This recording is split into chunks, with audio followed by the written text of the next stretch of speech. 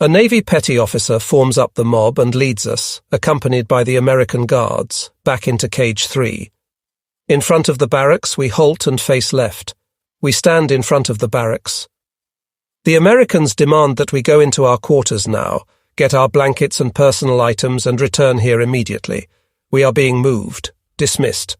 The sailor says with a frown. Shit, bellows the mob, and collects their things as fate has directed.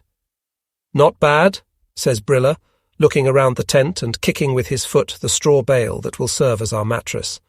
At one time there would have been 25 men in these tents. Now there are only 9. Hopefully it will remain so. I express my satisfaction with the new quarters. We did not think that we would be the ones to occupy the newly constructed cage when we stood at the fence feeling sorry for the prospective occupants of this compound. Schultz remembers our conversation on the 3rd night after we arrived here. Now we are separated from our former companions and stamped as the hated Nazis. What nonsense these kinds of interrogations produce. Do the Americans seriously believe that they can separate the wheat from the chaff? It seems so to me. Then, when I consider the men who experience the misery of imprisonment with me in this new barbed wire cage, I must be satisfied that they are the best, sincerest, and most upright from the old camp of Alençon. 380 men have been identified as politically dangerous and have been separated from the rest. No one complains about it. It was possible for each one to tell the interrogators what they wanted to hear. But we voted for comradeship and did not worry ourselves about the unknown purposes of the American interrogators probing our ideology. Not one man within this enclosure could have wanted war any more than those who examined us today. God forgive them, then. They know not what they do. At 3 o'clock we receive our noon meal. Our secret worries prove unfounded. We receive the same rations as before. It is a well-prepared meal of hash and pork. The extra provisions consist of a raspberry red sweet soup. Why are they feeding the Nazis so well? Siegfried asks, resting after gulping down his food as usual. Because hungry predators are more dangerous than full ones, Brilla answers him. Then they are really going to have to make a mighty effort if they want to fill me up. He takes up his dearest topic and tips the rest of his can into his apparently bottomless stomach. Feed bag. Hocker laughs at him, collecting the plates and turning to the wash barracks. The inmates of the Nazi cage stand ready for evening roll call. An officer, accompanied by 2 sergeants and 4 corporals, receives the count and returns the salute of our leader. You have been sent to this cage today. He begins his talk in a German not entirely free of an accent after the count has been conducted. I am the officer responsible for this cage and expect the greatest order and cleanliness from each one of you inside these walls. Whoever comes closer than 5 yards to the barbed wire either during the day or at night will be shot. I recommend to the company leaders that they place warning markers along the wire. I especially call to your attention that every attempt at escape will be punished severely. Attention! The petty officer calls as the US officer and his entourage leave. Remain standing for just a moment. The petty officer turns to the group with a wide grin on his face. I would like to say something to you. I don't care whether or not I am the company leader. I would be thankful to anyone who would take it on. If there is none ready to do so, then I am willing to work for our common interests to the best of my ability. I ask you only to observe the conditions that I set down, which probably are not necessary. Is there anyone who will take over the work for me? No?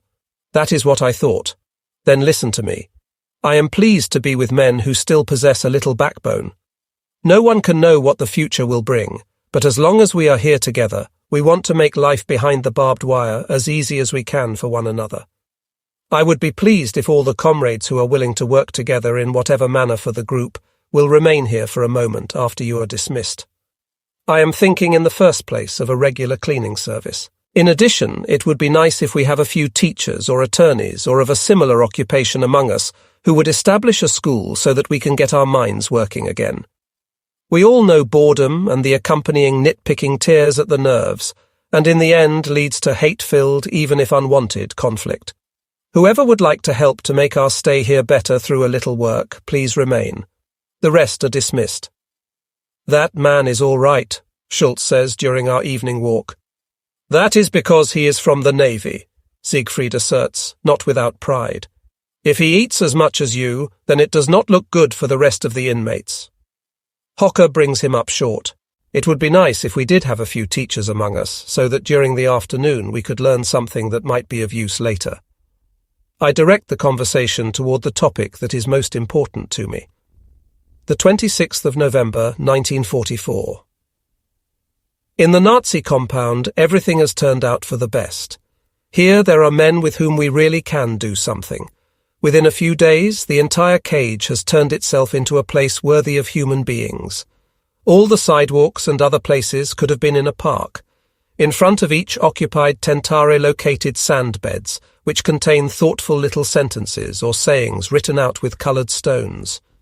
"We are without weapons, but not without honour," stands in front of our tent. Within the quarters, the best possible cleanliness rules. At 10 o'clock in the morning, the straw pads are loosened up and the floor swept with homemade brooms. The occupants stand cleanly washed and shaved as best as possible, ready for an inspection by the company leader. Between 10:30 and 11:30 a.m., there is an hour of work for every prisoner, which serves to keep the entire area clean. Between noon and 1 p.m. we eat. Between 2 o'clock and 3 p.m. we rest. The rest of the day is free and we can use it to attend school, play games, throw dice or walk around the area. The long, dark evenings are spent inside our quarters and the time is filled with whatever we want to do. Some tell jokes, some practice solving math problems in their heads. In our tent we have presentations that last 20 minutes for each man, and he can pick whatever topic he likes. Even a singing group has developed, and they raise the hopes of the comrades with their songs. Time passes quickly. Even the weather, despite the lateness of the year, is comparably mild, so that life inside the thin tent walls is nearly tolerable. But what is to become of us when snow falls or a cold spell hits? The fear of winter is close to everyone, and there are no reliable reports from the front. Still, 2 men choose to escape tonight. After long preparations, they go through the wire after midnight with all the necessary equipment. If the result is good, then they will see the homeland again. An American is standing in front of the tent with a weapon. I hear Hocker whisper to me between waking and dreaming. "You are dreaming," Brilla mumbles sleepily with an angry tone. "Walrus, old one, look over there with your cow eyes," Hocker hisses, becoming nasty. "Get out, get out," the American crows in a strange accent, waking the quiet sleepers. Disturbed by the sudden noise at this early hour, we lift our heads out of the straw and rub the sleep out of our eyes. "Let's go! Hurry up!" The fellow drives us to action because nobody has made a move to get up. "What does that maniac want in the middle of the night?" The entire group howls, now awake and putting on their boots. "Fall out immediately in front of the tent with your blankets and personal articles." The voice of the company leader sounds through the cold veil of fog into the tent. "They found the hole in the fence," Schultz whispers to me as we step out into the open, where we are met by the Americans. The entire camp is in an uproar. An armed American stands in front of each tent entrance. Another spectacle has befallen the camp. Every tent is thoroughly searched by the Americans. Even the sandy ground is shoveled up. "Who cut the wires to help the 2 men escape tonight?" an American officer asks after roll call, and all attempts have failed to find the wire cutters. But no one answers. 378 German soldiers remain firmly silent. Hours pass, and still the Americans know nothing. The fog-shrouded November day hangs grey on the prisoners, who are denied breakfast and who, as they sit on the ground, slowly become impatient. Finally it is noon, and the entire column marches out under orders from the Americans. The cage in which we felt so good remains behind. Within it, hidden under a sand pile, are the wire clippers which the German work detail quickly but carefully hid. The group stops on the asphalt street. The main gate opens and a sandy path leads toward a comfortless-looking enclosure. Here German prisoners of Russian nationality were recently housed.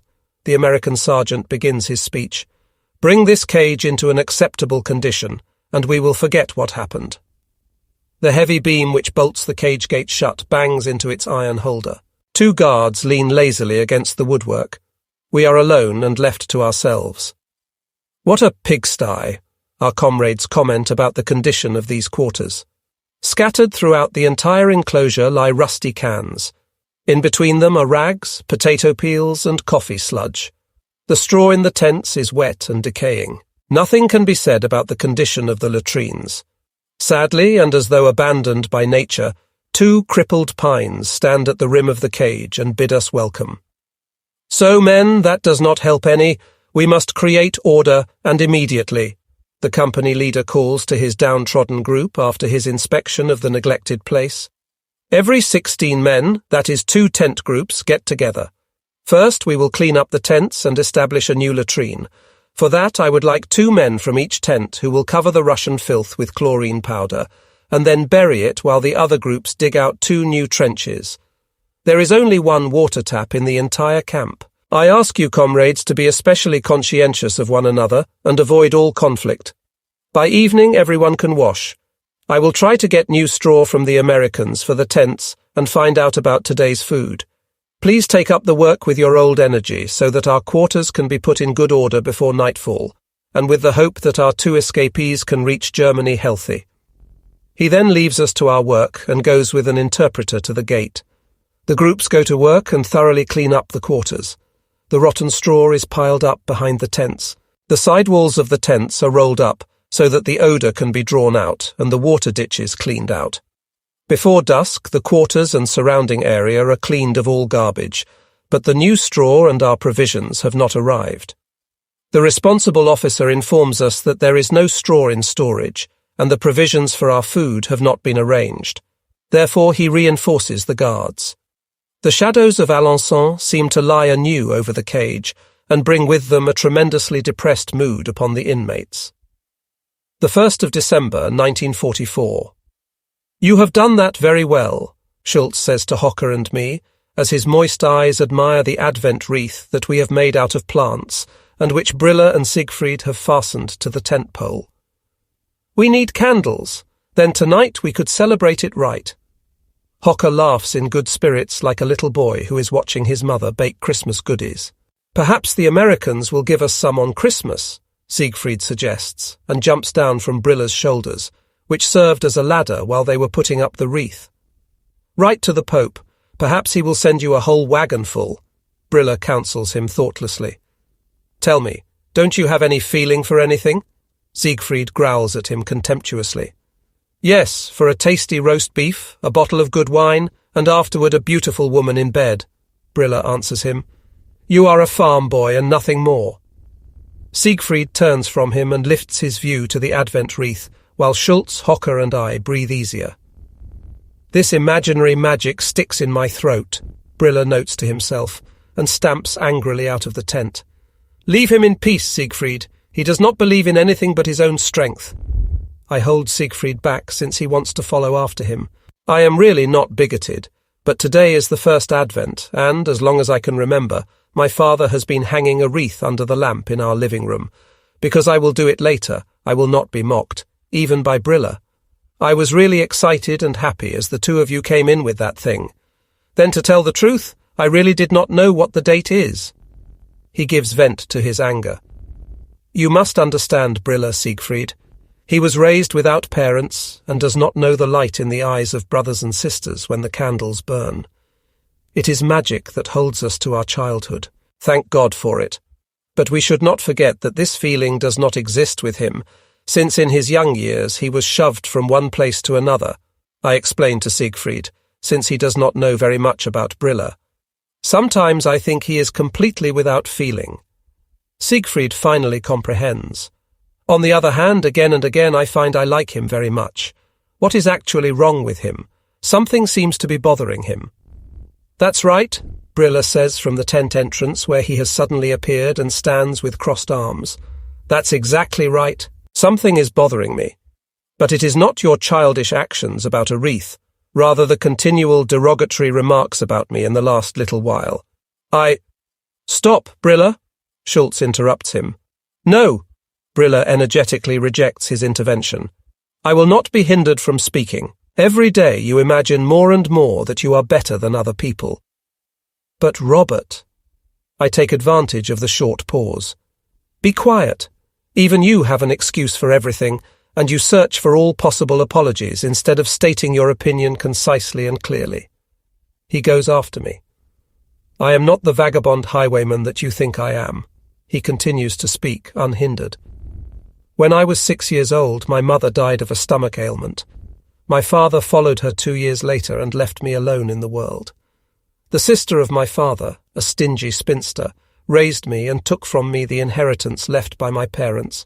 When I was 14 years old, she sent me to a strange city as an apprentice, and after 3 years I earned my license as a painter.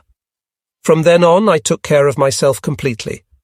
I earned enough, but the glory only lasted 2 years, and then I was unemployed, like most men during that time. This blow fell on me in Munich. After I wore off the heels of my shoes looking for work, I volunteered for the National Work Service. In 1937, I was drafted into the army. In the meantime, I had become a group leader, but this rank was no good to me. I began my military service as an infantry recruit and ass in the 3rd row. Still, I was able to save 5,000 marks. During a field exercise before the war broke out, I got acquainted with a very rich farmer's daughter. But it was not her money that attracted me. I was only interested in the girl. It goes without saying that she was beautiful. Men only get to know pretty women. The devil only knows who it is that marries the ugly ones. That is only incidental. In any case, she was slender, racy, and black-haired, with a face like an angel whose tender white skin was interrupted only by slightly pink cheeks. I came, I saw, and I conquered, as the silly saying goes. After the end of the invasion of France, it was very urgent for me that we marry, but this brought only resentment from my future parents-in-law and the entire family.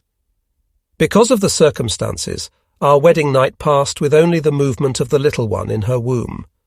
3 weeks later, when little Heidi was just 5 days old, I had to catch the train back to the front, first to Maastricht and then by bus to my unit at Saint-Omer. In the middle of February 1941, I was given leave, and during the entire train ride I was as excited as a snow king about the reunion with my wife. The disappointment knocked me to the ground.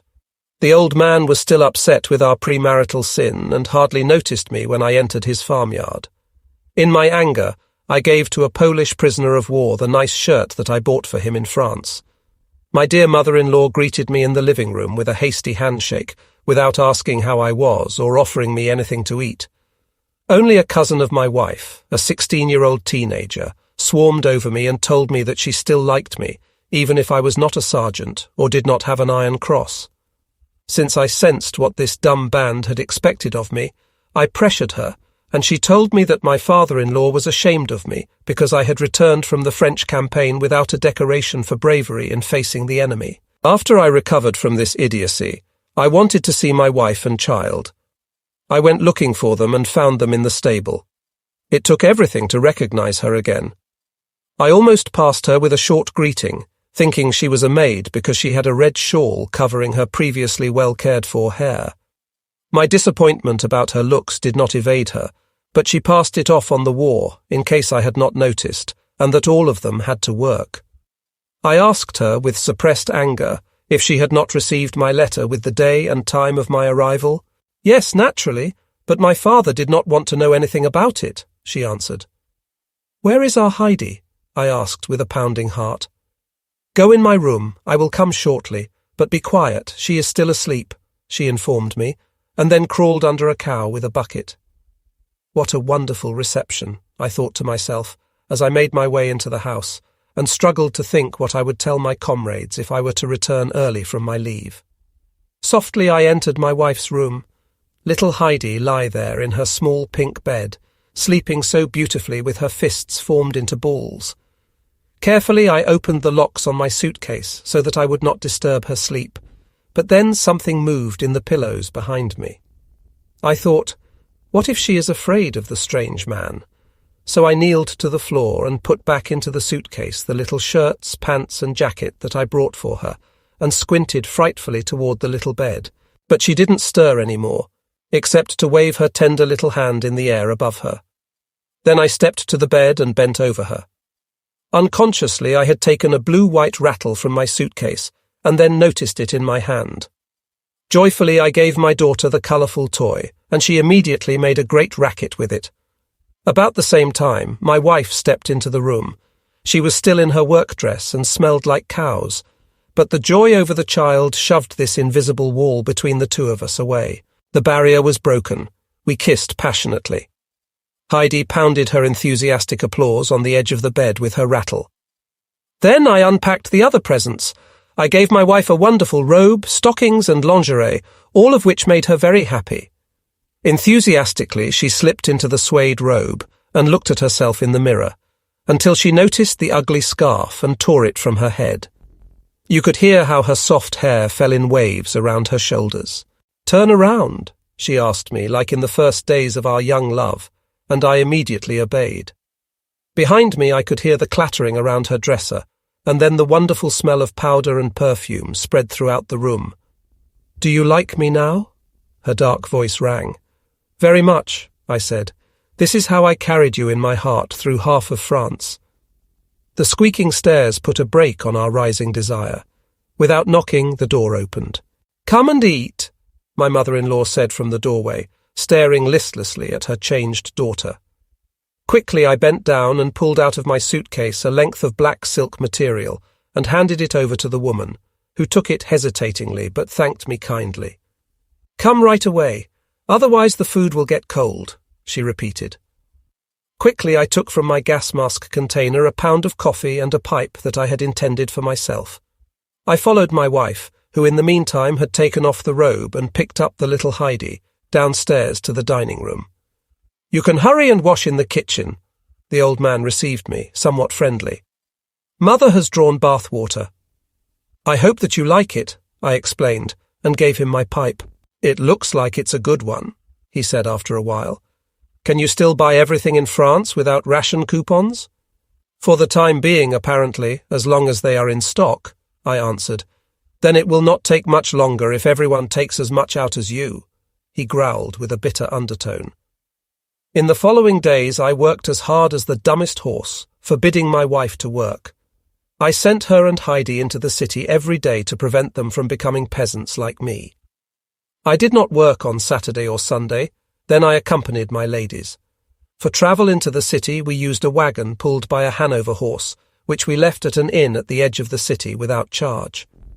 On Thursday before the end of my leave, I had to leave early Monday morning, I decided at the last minute to join the trip to the city and quickly put on my dress uniform while the old man personally harnessed the horse. Surprised at my sudden change of clothes and the crazy idea that I would accompany her, my wife talked with some embarrassment about a walk in the forest, which she had not taken for a long time.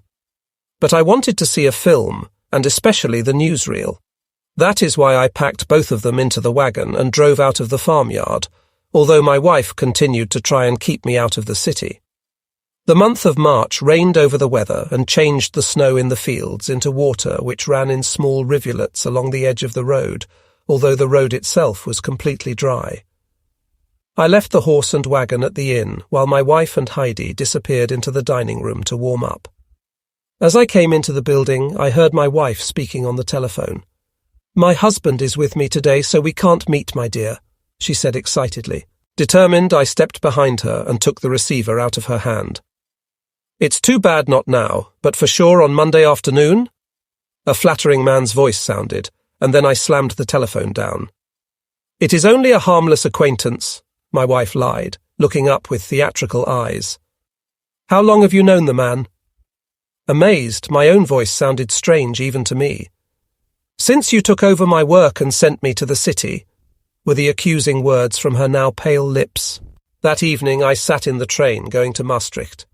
Everything inside was empty and broken. I longed for my comrades. At Easter, my company was transferred to East Prussia. Then, on June 22nd, the fight with Russia began. Now I finally had something that I needed, the war. But it did not devour me. Instead, it spit me out on July 1942 with a shoulder wound by Rzhev. From the hospital in Vienna, I wrote to my wife, but she did not visit me. She wrote only that I was expected home after my recovery. At the end of November, I entered my parents-in-law's house with a heavy heart. In the meantime, I had become a master sergeant. and on my field blouse hung the Iron Cross, Russian campaign medal, and other decorations. Perhaps now they are satisfied with you, I said to myself, and took the few steps leading to the house in one jump. Once again the reception was cool. Only the wish to see my daughter kept me from leaving. In addition, I still loved my wife. That evening, after the old ones had gone to bed, I looked in amazement at my wife as she started to prepare a bed on the couch, even as her broad hips looked especially appealing to me. "Who are you making the bed for?" I wanted to know.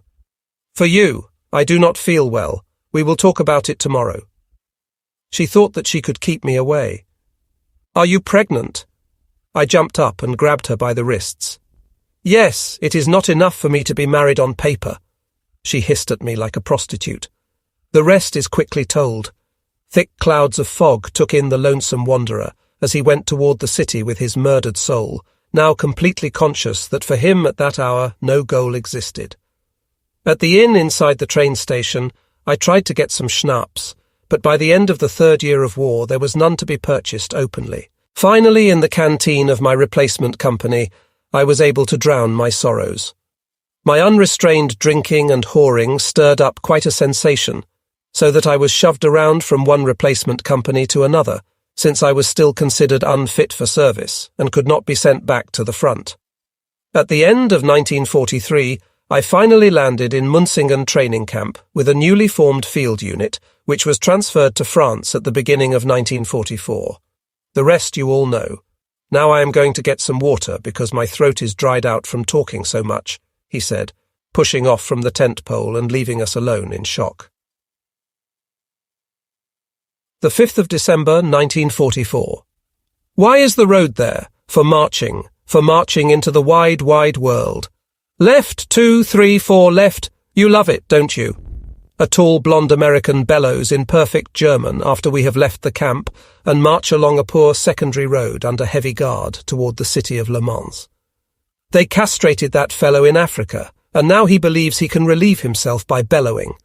I hear the man behind me say to his neighbour, and all those around him break out in laughter. "Cut out the laughing or I will beat you," the words of the blonde eunuch sound in between the laughs. "Bravo!" the entire column yells with one voice, and even the dumbest realizes that it will be hard to deal with us today. "Halt!" orders the officer, and his unbridled hate brings his own men into an uproar.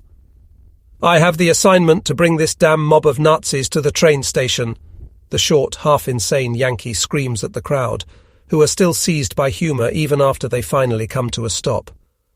"Bravo," sounds again. "Whoever tries to hinder me in my assignment will be considered a mutineer and will be shot," he threatens further. "Hooray, we'd rather die than obey a lame jackass," the ranks threaten. "March!" The weakling commands with his last energy and takes the lead. The horribly pale winter sun looks out from behind a cloud bank, while we divide into groups of 40 men and disappear into the grey American boxcars. The doors roll shut. 40 pairs of eyes blink in the half-dark. Now it is perhaps 10 o'clock on the nickel watch that a searcher took from me in the camp, Hocker says tiredly without finding a place to lie. "There are our provisions and an empty bucket," someone calls from the corner of the overfilled car. "There is a note on top," another explains. "Go take a look at the things, Schultz." I nudge our best man in order to prevent any irregularities regarding the food. "Okay, men," Schultz speaks a little later to the group. "The note indicates that these are provisions for 3 days. The empty bucket is to be our latrine. I suggest that we piss through the crack in the door and keep the shit in our intestines as long as we can. Whoever must can use the bucket and then can throw his own excrement out of the wagon.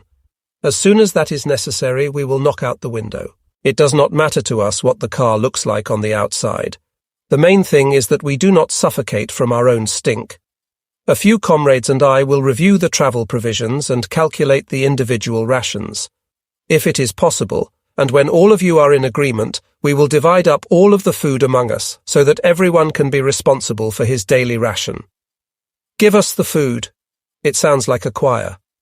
Good. I will count out what each one is to receive. Whoever appears before me twice will be sacrificed to the justice of the people. There are 24 crackers for each man, 2 light and 2 heavy cans, about 250 grams of corned beef, half a box of pineapple, and some sugar. Don't push. I will call for the next one 39 times and once for the last one, and that is me. Whoever wants can count with me. We just passed the city of Laval, a man reports from the window. Then we are going to Bordeaux, another hollers. Hello, we are from the men's brothel of Bordeaux.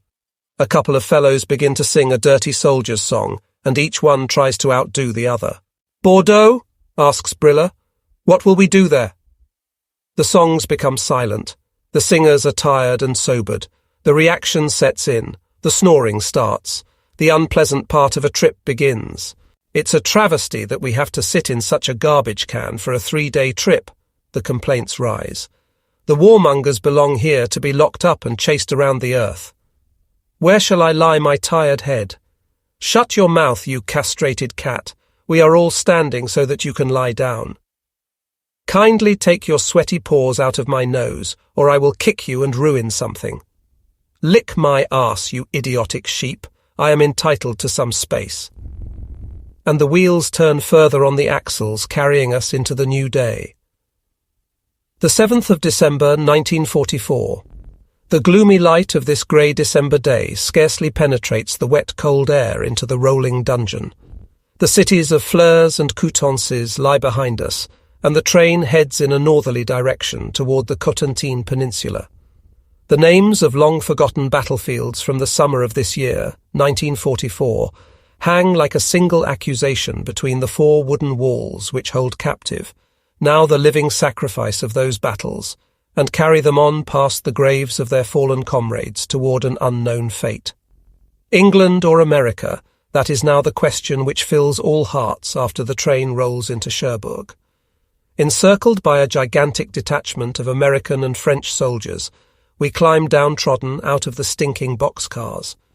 Before anyone can comprehend what is wrong with our conduct, we are shoved with hard rifle butts into the well-known 5 rows. The liberators and the liberated count their bounty and appear not to be satisfied, since they do it again and again, even though the results remain the same. 378 Germans were loaded and sealed up in Le Mans. 354 arrive in Cherbourg. 24 disappeared behind the locked doors. That is too many for the oppressors with their loaded weapons, who now stand with open mouths and appear to believe in ghosts. Too late do they discover that in one wagon the floor has been torn out, and they did not count the men as they came out of the cars to ensure that the numbers would be correct. Now the opportunity has been lost, since the prisoners have all mixed together. No one knows anything about the escape, and no one was in the boxcar from which the escape was made, at least for the time being. But now the rage of the guards floods over the gloating group, we defenceless victims, in the form of blows with gun butts and clubs after the wretched group reaches the road leading uphill, which is surrounded by willows and shuts out the view to unparticipating witnesses. Softened by rain, the mucky field road has become bottomless, and the limbs of the weak threaten to stop functioning. Woe to the poor ones who stop. But the merciless fellows drive their victims further up the hill and into the unnoticed oncoming night. After an hour's march, the road becomes better.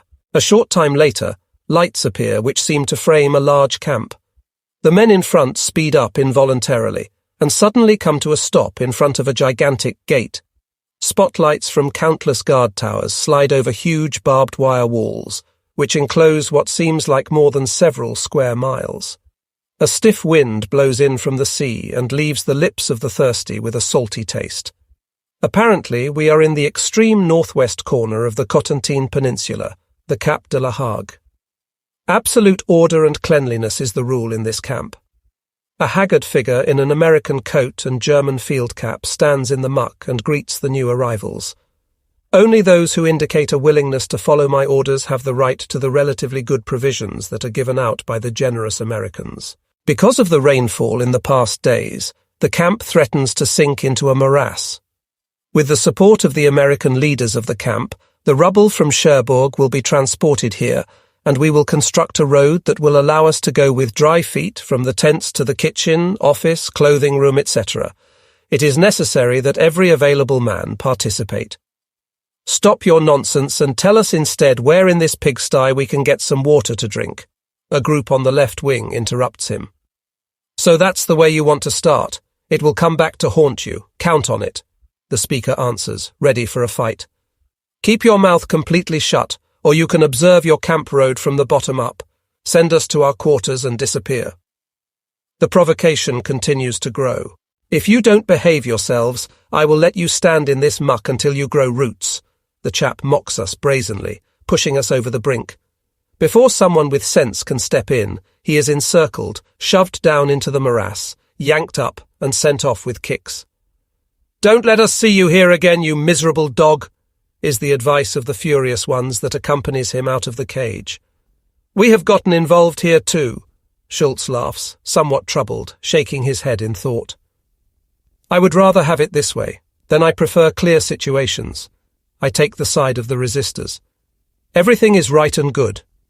Listen up, shouts the company leader from Le Mans, who now stands in front of the debating mob. We are not going to get anywhere this way, men. There are at least 60 or 70 tents in this monkey pen. We must determine which are unoccupied and finally get under some shelter. The rest we will find in the morning. The tents with the numbers 41 and 67 are unoccupied. See that you disappear into them. We want to have our peace and sleep. A voice sounds from the row of tents behind us. Thank you, friend, the sailor calls back and turns to his people. Divide up into groups of 30 men in the large tents and rest peacefully. In the morning we take care of things and take the idiot in our teeth if he shows up again. Now good night. The 8th of December, 1944. Under the shattering sound of a bugle, the Stars and Stripes is raised on the flagpole and stands stiff in the wind. It is 8 o'clock in Middle Europe, and on its furthermost reaches, behind mountains of barbed wire, nearly 30,000 of its sons, completely isolated from the outer world, are held prisoner. The white stars shine proudly from their blue background and proclaim the might of her 48 states which they symbolize, and together with the red and white stripes constitute the flag of the victors. Now their representative, armed with a thick cigar, stands in front of us and begins to speak. You arrived here last night and introduced yourselves in the worst possible way. I have been informed about your unbelievable conduct on the march here, how you beat up the German spokesman who was assigned by us, and who, in the final analysis, only had your best welfare in view. In case new attacks are reported against the discipline, I see no other alternative than to take whatever measures are necessary to dampen your impertinence. Now you have heard how affairs will be handled here. The man from last night follows the speech of the American after he leaves. As I have just been informed, you are all sergeants from whom, in the first place, discipline can be expected. Are you starting that again? The sailor interrupts and goes toward him. Who do you think you are other than a miserable traitor? Do you really imagine that we will be intimidated by you? Bravo, Herbert. The entire group supports him, and the man puts his tail between his legs and trots in the direction of the cage exit. In no time a delegation is formed which goes to the gate and asks to speak with the American, while the rest of us, under Schultz's direction, take up shovels to bring our quarters into a livable condition. Not until we begin to work is the mess sergeant justified in giving us something to eat. So we pick up the tools and wait to be surprised. About 11 o'clock there is an undefinable thin soup which is gulped down in a hot hunger. But it only serves as a stimulus to our stomach nerves. The delegation is still standing at the gate waiting to be heard by the American. We continue to work on our quarters. All of the slime is shoveled out and the wet ground as well, until we have dry ground to lie on. There is no straw here. Even the long-time inmates lie on the bare earth. They are mostly troops which fell into the hands of the Americans around Rennes and Le Mans. Some of their comrades were shipped out to the States in the fall, and that was what awaited them until suddenly the transports were cancelled. The men maintain that the shipping will resume any day, and they firmly believe that one day they will land in the USA, unless the war situation changes to our advantage and throws all of the Americans' plans overboard. The food is quite miserable, despite the impudent claims of the camp speaker. The camp leadership is living splendidly at the cost of the rest of the inmates, They fill their bellies full and then use food to buy up the valuables of the whole camp. The so-called German camp policemen act as intermediaries, because they are the only ones who can move freely inside the outer barbed wire which encircles the entire camp. The consequence of this grievous situation is great bitterness in the camp. But the poor devils are simply not in the position to get rid of these parasites, since the Americans have complete trust in them. That is why the good soldiers were especially happy when their hated spokesman was so thoroughly rejected by us, and even after the speech by the American, that we are not willing to crawl on the cross for this miserable creature. After we finish the work, we are sent to the clothing room and receive 2 blankets, a German army coat, and, when necessary, American shoes. We are now protected against bad weather, and winter is already beginning to show its worst side. At evening roll call, the sergeants stand aside from the 1,000 or so men in the enclosure and follow furiously the bold arrogance of the speaker, who handles his comrades like they were galley slaves. When the Americans arrive to conduct roll call, this miserable worm of submissiveness falls all over them. You were told already once today that we place the greatest importance on discipline. Still, the spokesman was attacked once again, and hindered in carrying out his assignment in maintaining what was excellent order before your arrival. Whoever wants to register a complaint with the American leaders of the camp must do so through the spokesman. There is no purpose for unruly elements to believe that they can speak with the commandant. All commands and arrangements will be made by us, and we expect that you will follow them. Otherwise, the issuance of provisions will be suspended. We do not oppose the American measures which serve to bring order. A dauntless man in our row suddenly answers the American. It is simply the manner in which the speaker is attempting to institute them that we don't like. He is a German and certainly cannot do otherwise. The American hisses contemptuously through his teeth and goes on. The 10th of December, 1944. We don't have any place to stay, says Schultz as we pick up our belongings and march, accompanied by guards, through the endless rows of barbed wire in Camp Cherbourg. We must wander restlessly in Flanders, far from the homeland. A couple of defiant ones sing from the ranks, bringing the Americans out of composure. "Shut up!" the responsible sergeant bellows, and waves his red-lacquered club threateningly. "Certainly he wants to hear another song." A high-pitched voice sounds above the crowd, and we run up the pole our flag as red as blood. Diralala! It begins again as we go through the gate along a small cement entry into a cage, while the guard detail forms up outside and marches away. I greet you on behalf of all the comrades here, and in my position as spokesman for this Nazi cage, I welcome you heartily. I hope that we will get along well with each other, although the personnel here consists only of simple soldiers. We have our own kitchen here, and in case there is any doubt, I permit anyone appointed by you to be present at any time when we receive the produce, by its preparation and distribution. My name is Mola. I welcome any suggestions that will improve things, and I would be thankful if someone would take over my post. I certainly would not stand in his way. So that we can get you into your tents now, we want to put together a crew, and I ask for the support of some experienced men. The corporals are still the backbone of the army. Schultz smiles proudly as he hangs his blankets over his shoulders and offers his help to the corporal. A little later, we move into the long barrack-like tents in groups of 60 men. The ground is dry, but there is no trace of straw or anything else. Immediately, we test the amount of space and our fears are confirmed. The quarters are too small for 60 men. There is room in the smallest hut for a happy, loving couple. Siegfried quotes Schiller and observes the 2 tent poles. Too bad that they are so far apart, otherwise I would make a hammock out of my blankets. Didn't I always tell you that this fellow slept in the coal shed at home and in the navy like a monkey in a swinging nest? Briller teases him. You can still go out and wash your mouth. Then you have talked shit the whole time, the seaman recommends to him, undisturbed. When you two are finished, I want to make an announcement. Schultz, who in the meantime has entered the tent, ends the dialogue. Is the war over? Hocker asks spryly. Use your poisonous beak on someone else, little one, Schultz counters. But listen all of you for a moment. Lunch will be ready in half an hour. Hurrah. Quiet. From every tent, 5 men must carry the honey buckets from the latrine to the gate because the shit wagons are coming soon and the soldiers are still out working. No way. Naturally, there will be extra rations for those who volunteer. Who will do it for our tent? How about it, Gerhard? Will you take charge of it? Schultz turns after a long pause to the latrine director from the camp in Le Mans. I'm not going to carry the shit of other people through the area, the man mutters. Then hurry out and put some of your own in. How about it? Schultz asks once again without receiving an answer. Damn it, the trucks are coming soon and the pails are full. Where are we going to take care of our needs in the next days? He becomes displeased. Carry the filth yourself.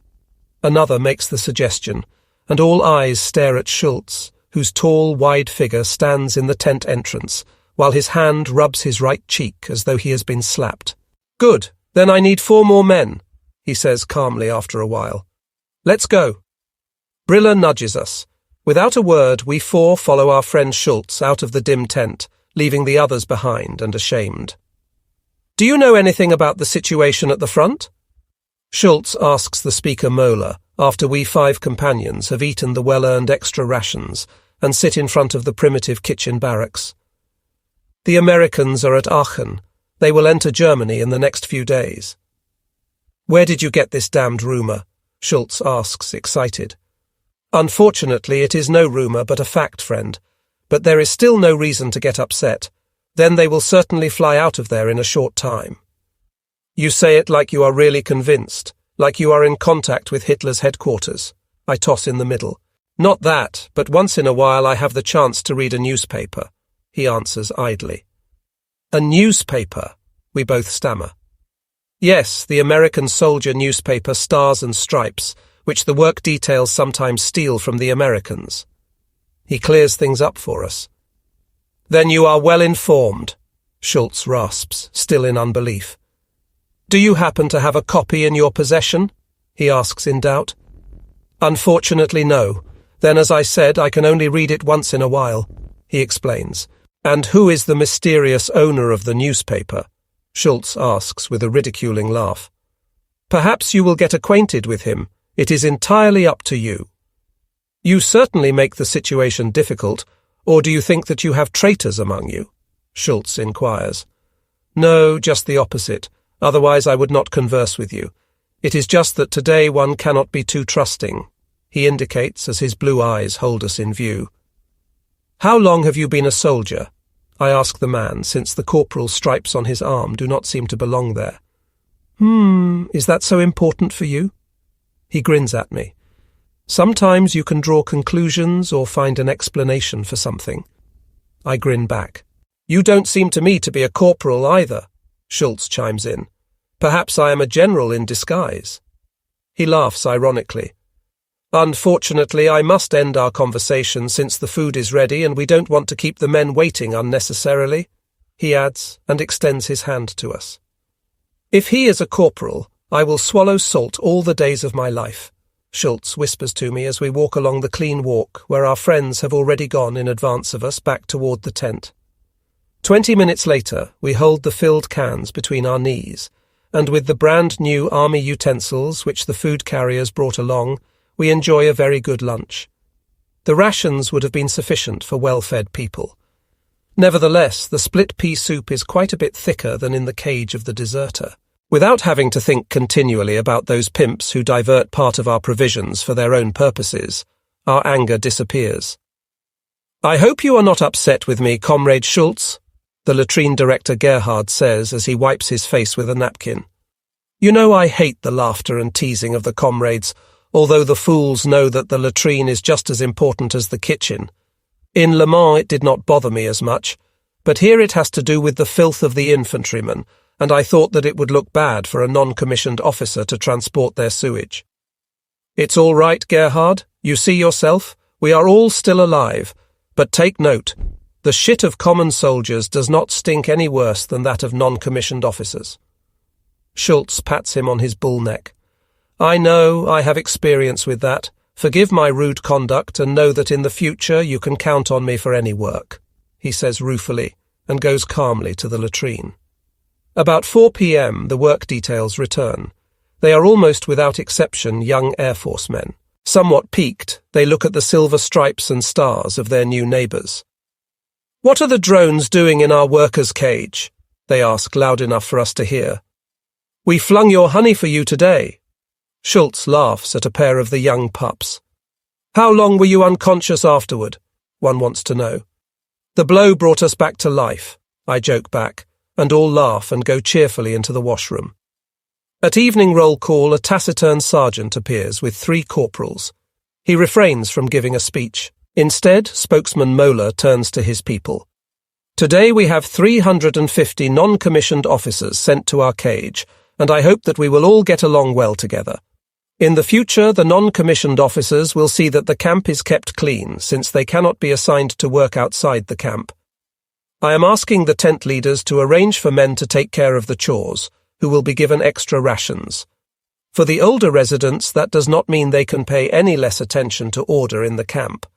The latrine detail has the right to require anyone who is caught making a mess of things to immediately clean the dirty pails. Just one thing more. Within the cage, there are men who all hope for the final victory. At this time, we cannot contribute much to it, but through our orderly conduct, keeping ourselves clean as well as the enclosure, we can show the Americans that the Germans are not gangsters, as the propaganda in their newspapers maintains, but human beings who, because of different needs and experiences, possess a different world outlook. In order to accomplish all of this, we must all keep things to a minimum, and recognize that they will grant us only when we are able to gain their respect by our attitude. On that account, there should not exist behind barbed wire sergeants and soldiers, but only German prisoners of war who are bearing the same fate as men and who are trying to lighten each other's load. Perhaps the day is not far away when we will be freed of our bonds and can join the oncoming German divisions to bring about the final victory. "What did you think of Moeller's talk?" I ask my companions after we have eaten dinner and make our rounds about the compound. I can only repeat that he is no corporal, and by all appearances he is either crazy or actually does have contact with the outside world, is Schultz's viewpoint, which I silently share. "The fellow risks his neck speaking out like that," Briller indicates. "I like him very much. What he has suggested is a mighty powerful idea." Siegfried beams in faith and hope. "Man, to have a rifle in the hand again and to be able to end this filthy war, that is worth every risk," Hocker mumbles between his teeth. "A dangerous game which could bring us nothing." Briller dampens the weak glimmer of hope. "Then you would rather wait here until our comrades have pulled the chestnuts out of the fire and set you free?" Siegfried asks him sharply. "If the end is coming, I don't want to bite the dust because of a couple of crazies. I have a bill to take care of at home." Briller gives him a cool answer. "So you want to take revenge on a weak woman instead of fighting and starting over?" Siegfried rubs him. "I don't know you anymore, Robert."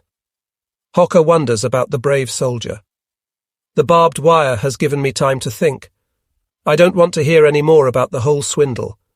After the war, I am going to open a paint shop and marry a French woman from Normandy. My letter from Le Mans did not go to Germany, but instead to this girl." He pulls us out of the clouds with this new confession. "Now I believe that your brain has suffered strongly since Alençon, old boy," I comment after the friends have calmed themselves. "Absolutely not.